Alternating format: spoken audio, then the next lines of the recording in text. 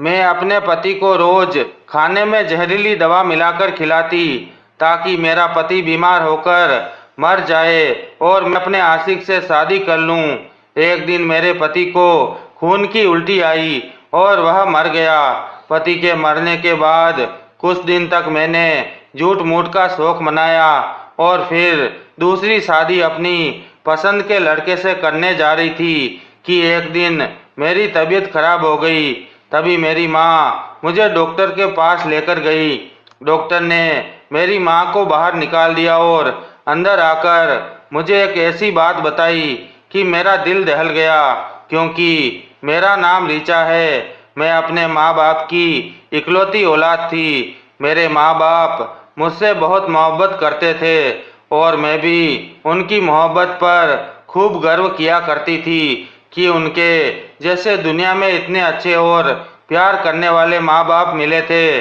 मुझे तो जीने के लिए अपने माँ बाप की मोहब्बत ही काफ़ी थी। मगर एक दिन अचानक ही मेरे पड़ोस में रहने वाली मेरी एक दोस्त, जिसका नाम मयूरी था, उसने मुझे एहसास करवाया कि जीने के लिए माँ बाप की मोहब्बत ही काफ़ी नहीं होती, बल्कि उनकी मोहब्बत के अलावा एक और मोहब्बत होती है जो औरतों की ज़िंदगी को पूरा कर देती है, उसकी ज़िंदगी में खुशियों के रंग भर देती है।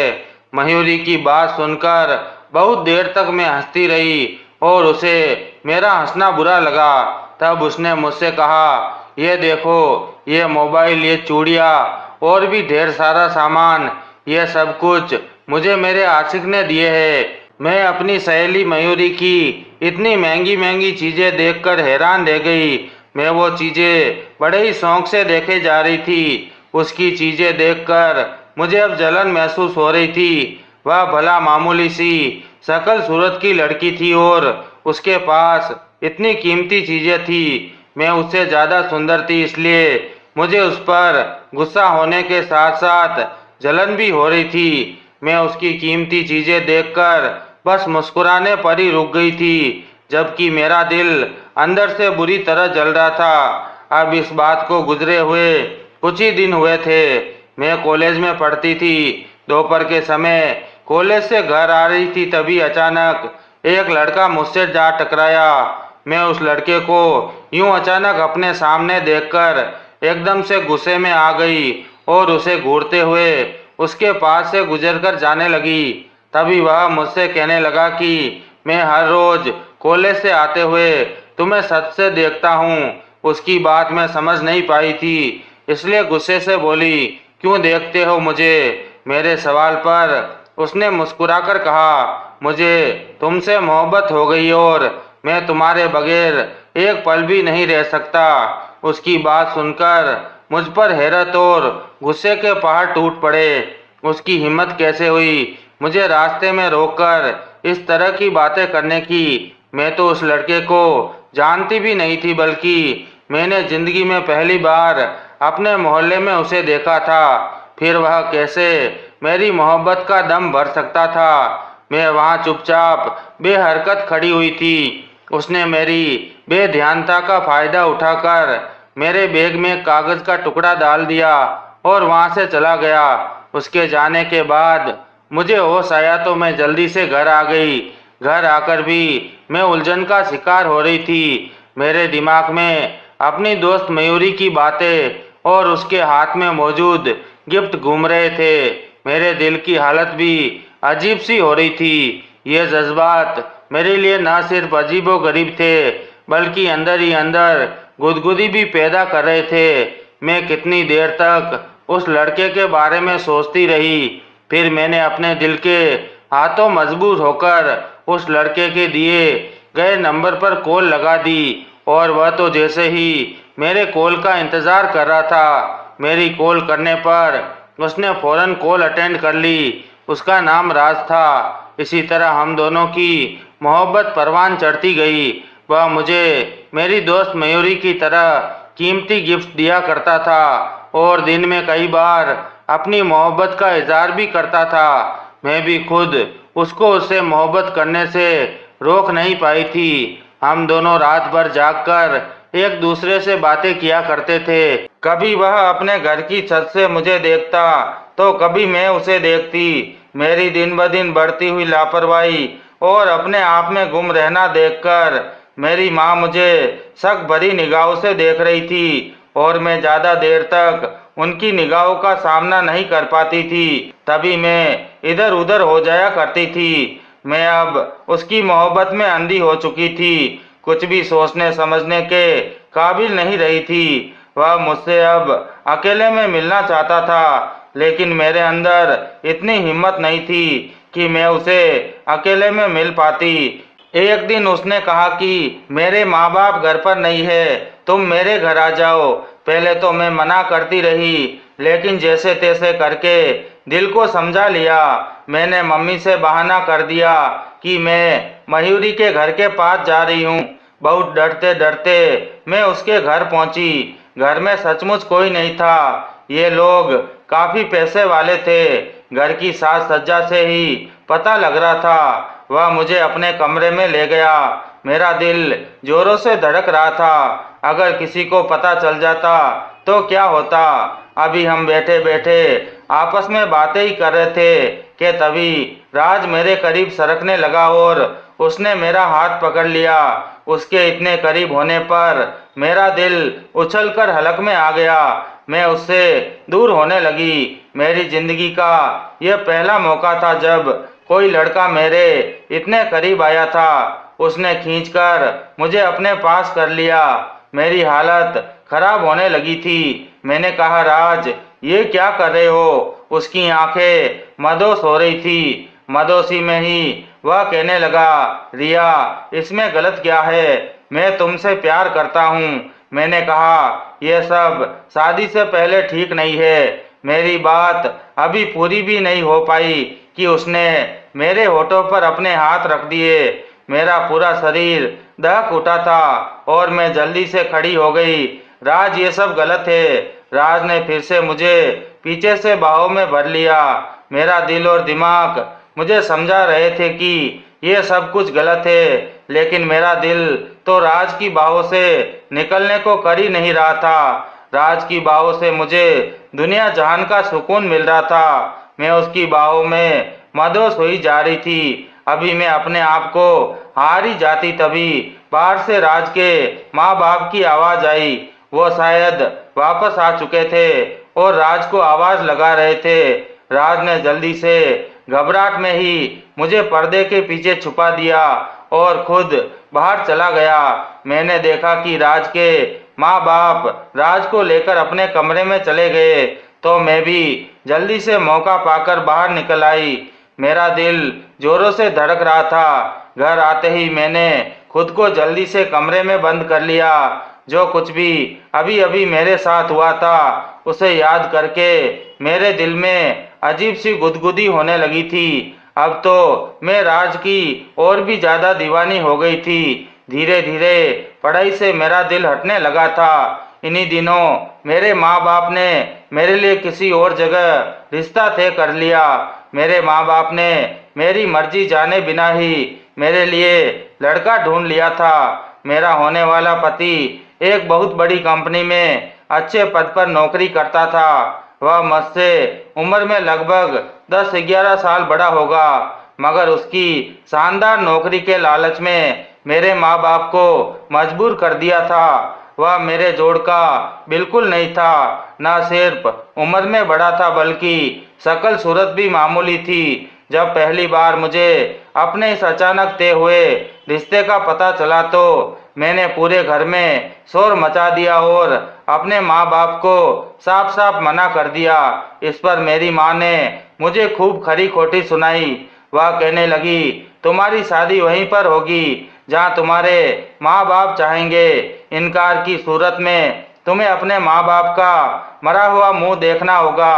मैं अपनी माँ की बात सुनकर चुप हो गई और अपने आशिक से भी सारे संबंध खत्म कर डाले। कुछ ही दिनों बाद मैं अपना टूटा हुआ दिल लेकर अपने पति के घर आ गई। उसका घर काफी बड़ा था। उसके माँ बाप भी मुझ पर बहुत प्यार लुटाते थे, मगर मेरा दिल इतना सब कुछ पाकर भी खुश नहीं था। मैं अब तक अपने पुराने आशिक से बिछड़ने के सदमे में थी। मेरा पति मुझ जैसी कमसीन और हसीन लड़की पाकर बहुत खुश था। वह मुझे हर समय खुश रखने की कोशिश किया करता था, मगर मुझे अपने पति की शक्ल से ही नफरत हो चुकी थी। मैं हर समय उसकी कोशिशें नाकाम बनाती रहती और अपने कमरे में कैद हो जाती। इन्हीं दिनों मुझे एहसास हुआ कि मेरा पति, जो मुझसे उम्र में बड़ा था, गुस्से में बहुत तेज हो जाता था। कोई भी चीज अगर उसकी मर्जी के खिलाफ हो जाती तो वह पूरा घर सर पर उठा लेता। मैं उसके गुस्से से बहुत ज्यादा डर जाया करती थी। कभी कभी अकेले में खूब आंसू बहाती और अपने पुराने प्यार को याद करके रोती रहती। काश वह मेरी जिंदगी में होता। मेरी सास काफी अच्छी औरत थी। वह मुझे अपने पति के डांटने के बाद बहलाया करती थी। कभी कभी तो वह अपने बेटे की इस गलती हरकत पर मुझसे माफी भी मांग लिया करती थी। अपनी सास का इतना बड़ा दिल और इनका प्यार देखकर मैं हैरान हो जाती और तब अपने पति का गुस्सा भूल जाया करती और उनकी सेवा में लग जाती, जैसे ही हमारे बीच कोई कड़वाहट ही न रही हो। लेकिन अब मैं अपने पति की धूप छांव वाली तबीयत से परेशान हो चुकी थी। कभी कभी तो वह मुझ पर बहुत ज्यादा मेहरबान हो जाता, जैसे इस दुनिया में सबसे ज्यादा वही मुझसे मोहब्बत करता है। और कभी कभी तो छोटी सी बात पर भी ऐसे नाराज हो जाता जैसे कभी मान ही नहीं पाएगा। एक दिन मेरे सास ससुर किसी करीबी रिश्तेदार की शादी में गए हुए थे। मैं घर में अकेली थी। तभी मेरा पति गुस्से में घर आया। उसके तेवर देखकर मैं अपनी जगह सहम चुकी थी। मैं फालतू में ही किचन का काम निपटाने के लिए किचन में घुस गई। मुझे फिजूल के काम निपटाते देखकर मेरे पति का पारा और भी चढ़ गया। वह मेरे पीछे आकर खड़ा हो गया और मुझे खूंखार नजरों से देखते हुए कहने लगा, मैं कब से घर आया हूँ और तुम्हें इतनी फुर्सत नहीं मिली कि मुझे चाय या पानी तक पूछ लो। मैं कांपते हुए अपने पति की तरफ देखने लगी और फिर उसी कांपते शब्दों से कहा, मैं आपके लिए अभी चाय लाती हूँ। मेरी बात सुनकर वह किचन से चला गया और मैं जल्दी जल्दी चाय बनाने लगी। जैसे ही गर्मा गर्म चाय मैं अपने पति के सामने रखने लगी, वह गुस्से से मुझे घूरने लगा।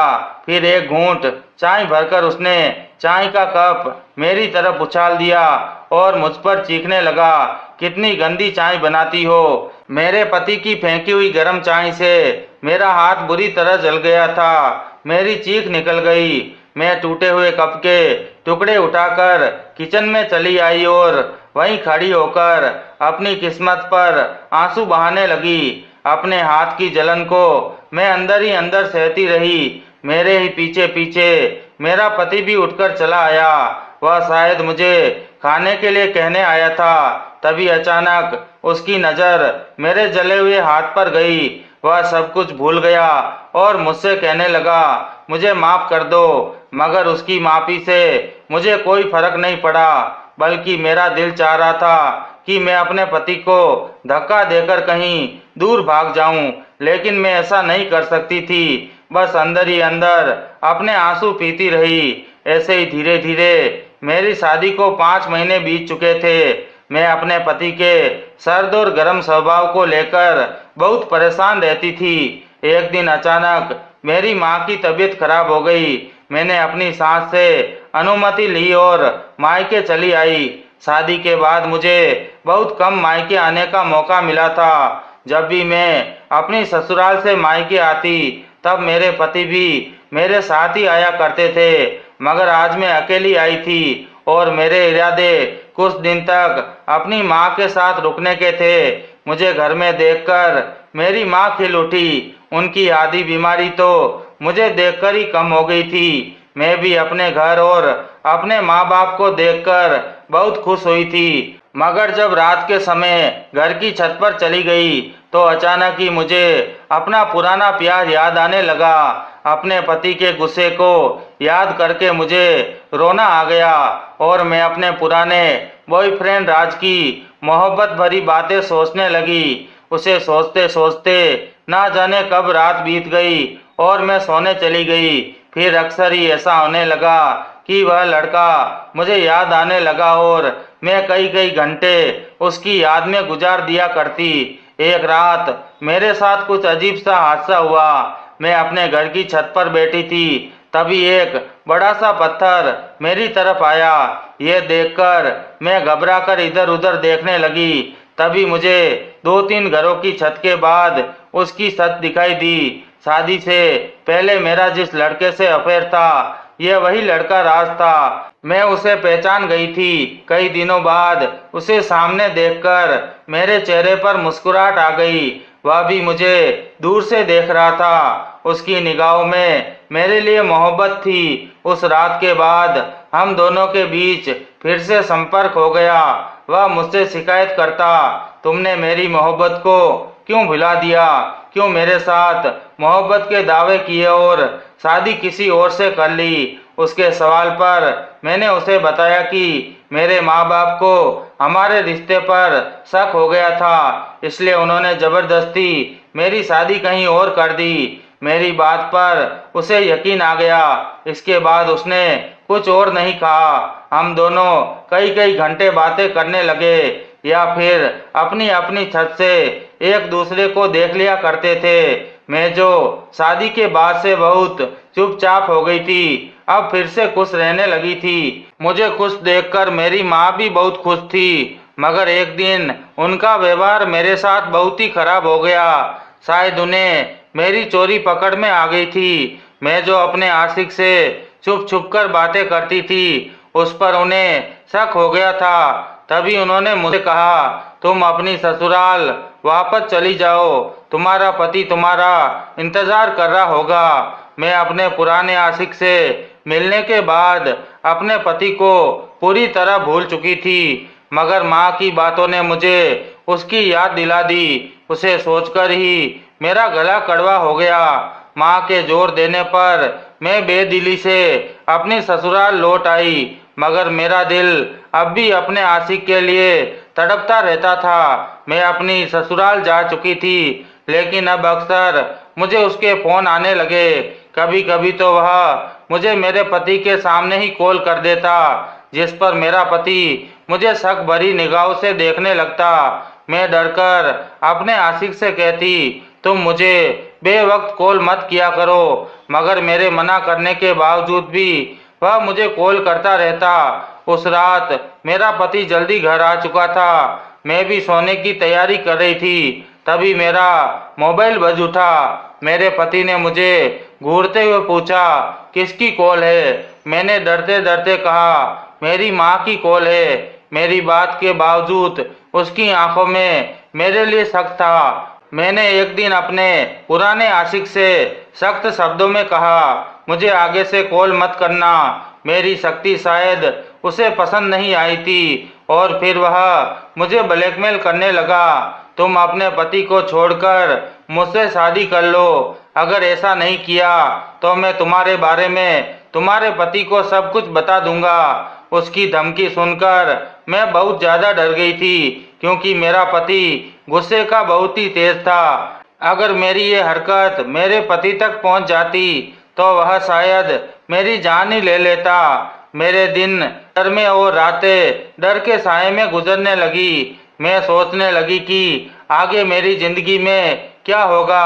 अगर मेरा सच मेरे पति को पता चल गया तो वह मुझे घर से निकाल देगा या जान से ही मार देगा।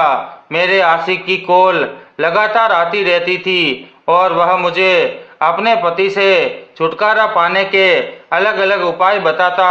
कभी कभी तो मेरा दिल चाहता कि मैं उसके बताए हुए उपायों पर काम करूं और अपने पति से छुटकारा पा लूं, और फिर कभी कभी सोचती कि यह सब गलत है। इसके अंजाम को सोचकर मैं डर जाती और अपने आप को बुरे कामों से दूर रखती।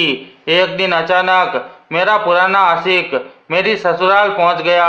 उसने पहले ही मुझे कॉल पर बता दिया था कि मैं तुम्हारे घर के बाहर तुम्हारा इंतजार कर रहा हूँ। अगर 5 मिनट के अंदर मेरे पास नहीं आई तो मैं खुद चलकर तुम्हारे घर आ जाऊंगा। उसकी धमकी से डरकर मैं उससे मिलने चली गई। मुझे यूं घबराया हुआ देखकर राज मुस्कुराने लगा। उसके मुस्कुराने पर मैं परेशान हो गई। तभी उसने मुझे एक दवा दी। उस दवा की बोतल को देखकर मैं परेशान हो गई, समझ नहीं पा रही थी कि इसमें क्या है। तभी वह मुझसे बोला, रोजाना थोड़ी सी दवा खाने में मिलाकर अपने पति को खिला देना, फिर वह पूरी तरह सोता रहेगा और हम दोनों आपस में खूब बातें कर पाएंगे। तुम्हारे पति को बिल्कुल भी शक नहीं होगा। मैं वह दवा लेकर घर आ गई और उसकी बात मानते हुए रोजाना थोड़ी सी मात्रा अपने पति के खाने में मिलाने लगी। मगर मुझे नहीं पता था कि ये असल में जहरीली दवा थी, जो धीरे धीरे मेरे पति को मौत के घाट उतार रही थी। मेरा पति अब दिन ब दिन कमजोर होता जा रहा था। उसकी आंखों के आसपास गड्ढे पड़ने लगे थे, जिस पर मेरी सांस बहुत चिंतित रहती थी। मैं भी अपने पति को देखा करती और सोचती थी कि कहीं यह सब मेरी दवा खिलाने की वजह से तो नहीं हो रहा। फिर 1 महीने बाद अचानक मेरे पति की मौत हो गई और घर में कोहराम मच गया। मेरे पति की मौत पर मैं तो जैसे सन्न रह गई थी। तब मुझे समझ आया कि जो दवा मैं उसे दे रही थी वही दरअसल उसकी मौत का सामान थी। मुझे अब खुद पर अफसोस होने लगा, मगर अंदर ही अंदर यह भी था कि मेरे कंधों से बोझ उतर चुका था। मेरे बाप बाप मुझे यूं विधवा देखकर बहुत परेशान थे। कुछ दिनों बाद वे मुझे अपने घर ले आए। पति को मरे 2 ही महीने गुजरे थे कि मेरे माँ बाप ने मेरी दूसरी शादी तय कर दी। इस बार मैंने उनके फैसले पर कोई आपत्ति नहीं जताई, क्योंकि रिश्ता मेरे ही पुराने आशिक से तय किया गया था। इस बार मेरी भी मर्जी शामिल थी। मेरी शादी को अभी कुछ ही दिन बाकी थे कि अचानक मेरी तबीयत बिगड़ गई। मुझे कमजोरी महसूस होने लगी, रंगत मुरझा गई और सर बुरी तरह चकराने लगा। मुझे बीमार देखकर मेरी माँ मुझे अस्पताल ले गई।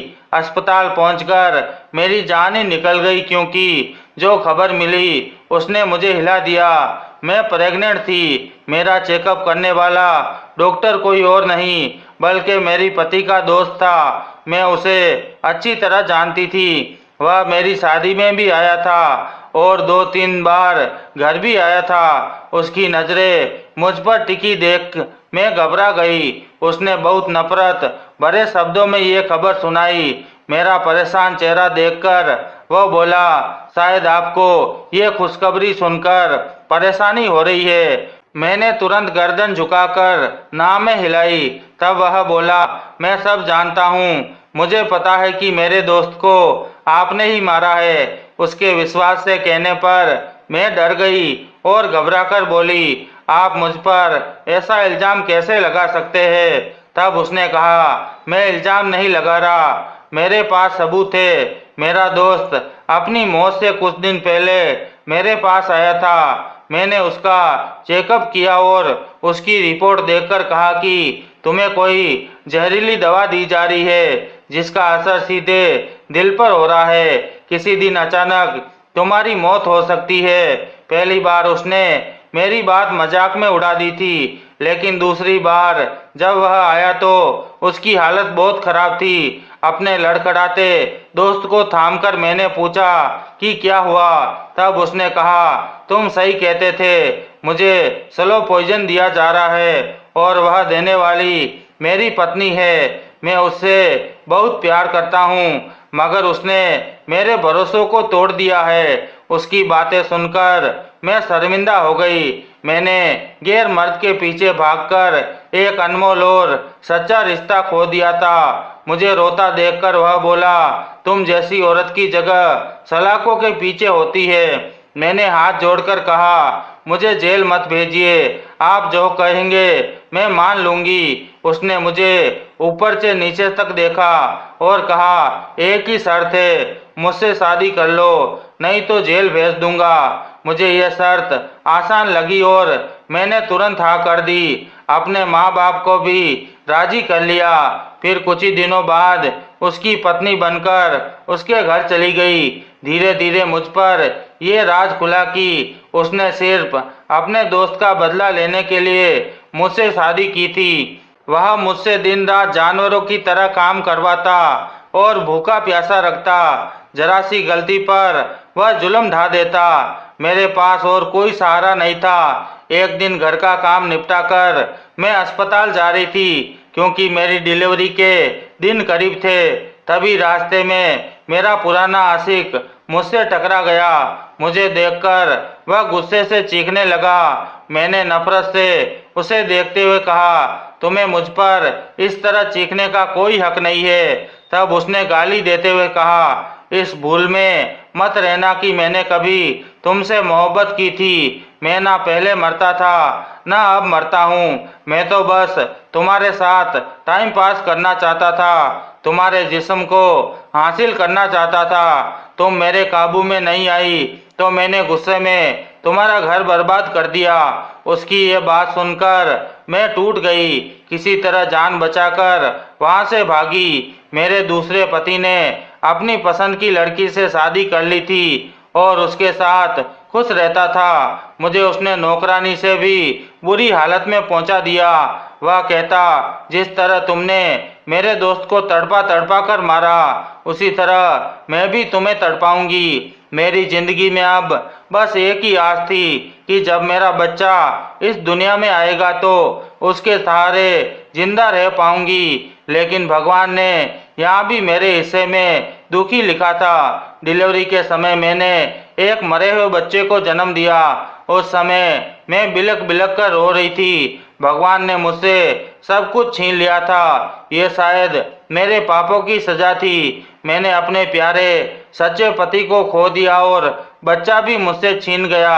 अब मेरी जिंदगी में कोई आस, कोई उम्मीद और कोई खुशी नहीं बची थी। जब भी मैं अपने जिंदगी के बारे में सोचती हूँ, मुझे खुद से नफरत होती है। ये एहसास मुझे मोड़ तोड़ देता है कि मैंने एक खूबसूरत रिश्ता, एक सच्चा पति, एक घर, सब एक गैर मर्द के बहकावे में आकर मौत के मुंह में धकेल दिया। काश मैं अपने पति की इज्जत करती, उसकी मोहब्बत को समझती तो मेरा घर आज बर्बाद न होता। कभी कभी अच्छी चीजें खो देने के बाद ही हमें एहसास होता है कि हमने कितना बड़ा नुकसान उठाया है।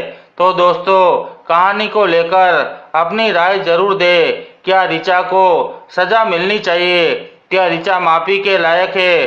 दोस्तों, कैसी लगी आपको मेरी कहानी? अगर कहानी अच्छी लगी हो तो इसे लाइक कीजिए, शेयर कीजिए और अपनी राय कमेंट में जरूर दीजिए। मेरी अच्छी अच्छी कहानियाँ सुनने के लिए मेरा चैनल सब्सक्राइब करना ना भूलें। धन्यवाद।